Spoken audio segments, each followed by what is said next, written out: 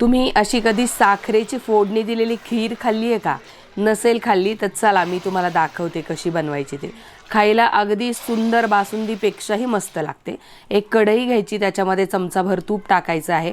सगळे ड्रायफ्रूट्स तुम्हाला ज्या आवडीचे आहेत ते सगळे ड्रायफ्रूट्स टाकायचे आहेत. ते छान भाजून तळून घ्यायचे आहेत. मी इथे काजू बदाम वापरलेला आहे.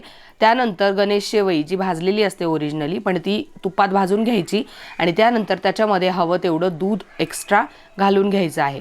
मस्त मिक्स करून घ्यायचे. त्यानंतर आपल्या घरामध्ये छोटंसं तडका पॅन असतं ना, ज्याच्यामध्ये आपण फोडणी देतो वरणाला वगैरे, तर ते घ्यायचं आहे. त्याच्यामध्ये साखर घ्यायची आहे बऱ्याच प्रमाणात, 2-3 चमचे, आणि ती बारीक गॅसवरती कॅरमलाइज व्हायला ठेवून द्यायचे. सतत ढवळत राहायचं आहे, म्हणजे ते जळत नाही आणि चिकटतही नाही. ती छान अशी मेल्ट व्हायला सुरू होते. त्याला पाणी सुटतं बघा आणि त्याचा कलर इतका सुंदर येतो. आणि हे जर आपण ते खिरीमध्ये ओतलं ना तर खिरीचं टेक्स्चर सुद्धा खूप सुंदर होतं आणि कलरही खूप छान येतो आणि टेस्टही फार छान लागते.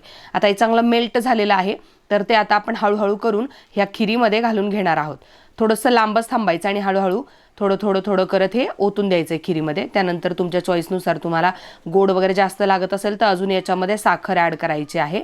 आणि एक 10 मिनटं शिजून दिली की मग थोडीशी वेलची पावडर, जायफळ पूड, तुम्हाला जे हवं ते तुम्ही याच्यात टाकून घेऊ शकता. आणि आपली मस्त अशी साखरेची फोडणी घातलेली खीर रेडी आहे. रेसिपी आवडली असेल तर आत्ता लाईक करायला विसरू नका आणि अशाच नवीन रेसिपींसाठी माझ्या चॅनलला फॉलो करायला विसरू नका. Thanks for watching. Bye bye.